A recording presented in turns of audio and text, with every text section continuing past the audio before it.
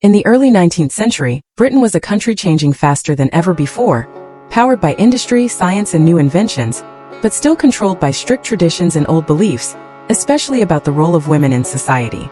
Ada Lovelace was born into this world in 1815 in England, and from the very beginning her life was shaped by both privilege and restriction, because her father, the famous poet Lord Byron, left the family when she was only a baby, and her mother decided she would be raised in a very disciplined and scientific environment.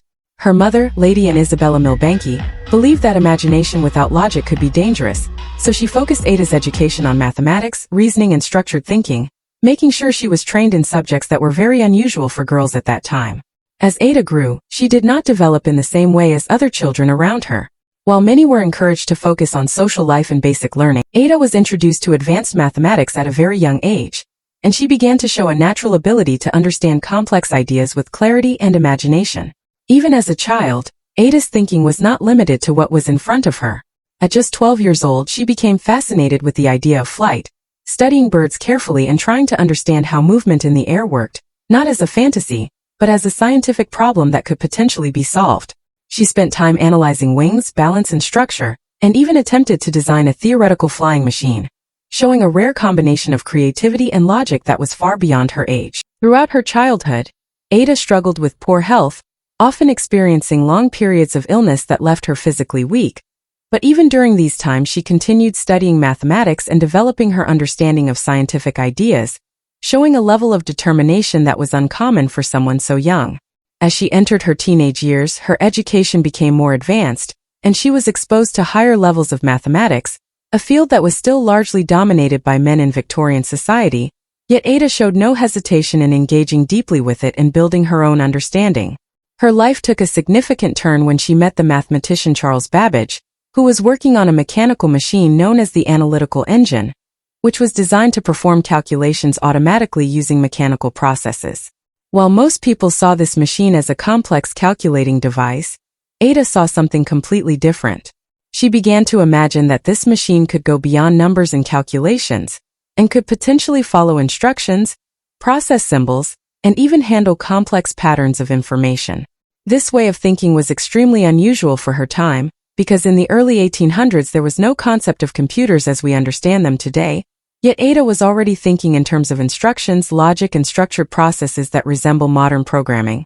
She started writing detailed notes on how the analytical engine could work, describing step-by-step processes that the machine could follow, effectively creating what is now recognized as the first algorithm designed for a machine. These ideas were not fully understood during her lifetime, and her contributions were often overlooked or not given the recognition they deserved, but her thinking had already moved far beyond the limits of her era. By the time she was an adult, Ada had already developed a way of thinking that combined imagination with mathematical structure, allowing her to see possibilities in machines that no one else at the time could fully understand. Her early life, shaped by strict education, personal challenges, and extraordinary curiosity, laid the foundation for ideas that would later become essential in the development of modern computing and programming. After her early education and growing fascination with mathematics, Ada Lovelace began moving into a world where science and advanced thinking were slowly changing the future of Britain, and it was during this period that she started to meet some of the most important intellectual figures of her time. One of the most important moments in her life came when she was introduced to Charles Babbage, a mathematician and inventor who was developing a mechanical machine called the Analytical engine, designed to perform calculations automatically using gears, levers, and punched cards, long before electronic computers existed. At first, many people in society did not understand Babbage's work, because the idea of a machine following instructions step by step seemed unusual and unnecessary, but Ada was different. When she studied his designs, she did not just see metal parts and mathematical tables. She saw a system that could follow logic, adapt to instructions, and possibly go beyond simple calculation. As she spent more time studying the Analytical engine, Ada began writing detailed notes about how the machine could be used, carefully explaining step-by-step processes that it could follow. These notes were not just explanations of Babbage's work, they were original ideas that expanded it into something much larger. In her writing, she described how the machine could handle not only numbers but also symbols, and she even suggested that it might one day be able to process music and other forms of information, which was an extremely advanced idea for the 1800s. During this time, Ada was also living a very structured personal life. She had married William King, who later became the Earl of Lovelace, making her Countess of Lovelace. She also became a mother and had responsibilities in high society, which meant she had to balance family life with her intellectual interests. Despite these responsibilities, she continued her work in mathematics and maintained correspondence with scientists and thinkers, often spending long hours studying, writing, and refining her ideas whenever her health allowed it. Her health, however, was not strong. Throughout her life, she suffered from various illnesses that often left her weak and unable to work for long periods. Even so, she continued to push herself mentally, relying on writing and study rather than physical activity. In 1843, she translated an article written about Babbage's analytical engine by an Italian mathematician, but instead of simply translating it, she added her own extensive notes. These notes became far more significant than the original article itself. In those notes, Ada described a method for the machine to follow a sequence of operations, effectively creating a structured set of instructions. This is now widely recognized as the first algorithm designed specifically for a machine, making her work one of the earliest foundations of computer programming. However, during her lifetime, her contributions were not fully recognized. Many people saw her as assisting Babbage rather than understanding her as an independent thinker, and her ideas remained largely unknown outside a small scientific circle. Even with this lack of recognition, Ada continued to think deeply about the future of machines and computation. She believed that machines could eventually move beyond calculation and become tools for creativity and problem-solving in ways that no one else at the time fully understood. Her work in this period represents a turning point where imagination and mathematics came together in a way that would only be fully appreciated many decades later, when real computers were finally built. After completing her most important work in the early 1840s, Ada Lovelace gradually became less active in scientific writing due to her ongoing health problems,